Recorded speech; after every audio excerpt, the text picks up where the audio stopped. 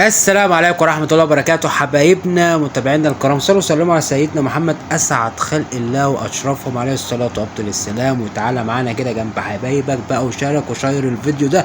عايزين بقى نوصل ل1000 مشترك حبايبنا. تعالوا شيروا قناة فوكس بالعربي وترددات جديدة على قمر النايل سات معانا. هات الريموت معانا كده، تعالى على الماتيريال دوت زي ما احنا شايفين، إضافة وحذف وبحث بالالوان اللي بتبقى على الريموت من فوق، ودوس منيو وقائمة الترددات واضغط اوك واحذف التردد اللي هو 11673 واعمل اضافة. بعد كده حسب طبعا اللون الاصفر اعمل اضافة، ده مهم جدا. لو القناة مش عندك اضافة باللون الاحمر اكتب 11673 معدل الترانس 27500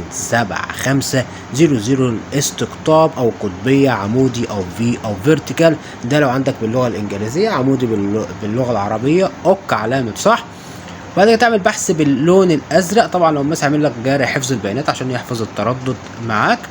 وبعد كده هنعمل نوع القناة مجانية وننتظر ما يخلص بحث خالص خالص خالص زي ما احنا شايفين كده، وندوس بعد كده نعم حفظ نتيجة البحث. وهنخرج بره على قناة فوكس بالعربي تي في، فوكس بالعربي تي في. وانتظروا معانا الفيديو الجديد فوكس حكايات.